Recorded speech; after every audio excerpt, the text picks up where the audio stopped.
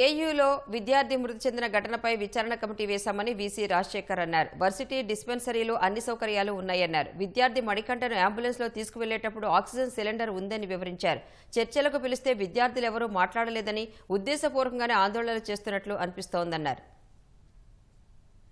హాస్పిటల్లో ఫెసిలిటీస్ మందులు అయితే ఉన్నాయి, ల్యాబ్ టెస్టులు చేయడానికి ఎక్విప్మెంట్ ఉంది.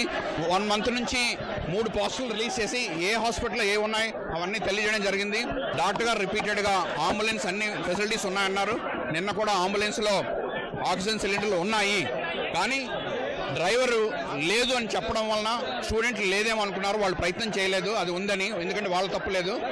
డ్రైవర్ ఆక్సిజన్ సిలిండర్లు నిన్న అంబులెన్స్లో ఉన్నాయండి. స్టూడెంట్లు డిస్పెన్సరీకి వెళ్ళి డాక్టర్ని పిలవకుండా వాళ్ళు డ్రైవర్తో వెంటనే వెళ్ళాలి అని ఆతృతతో తీసుకుని వెళ్ళడం జరిగింది. సిబ్బంది ఉన్నంతలో రొటేషన్ పద్ధతిలో పెట్టడం జరిగింది. నిన్న అంబులెన్స్లో సిలిండర్స్ ఉన్నాయండి, నిన్న అంబులెన్స్లో తీసుకురండి.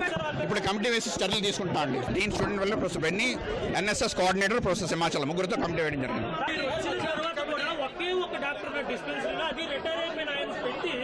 ముగ్గురు ఉన్నారండి.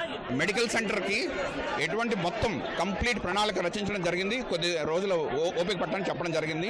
సాంబర్లో నేను మాట్లాడడానికి అవకాశం ఇవ్వలేదండి. వాళ్ళ సింగిల్ పాయింట్ ఎజెండా, వాళ్ళ సింగిల్ ఎజెండా వీసీ రాజీనామా. వీసీ రాజీనామా దీనికి పరిష్కారం కాదండి. నేను కంటిన్యూస్గా చెప్పడానికి ప్రయత్నించాను, నాకు అవకాశం ఇవ్వలేదు.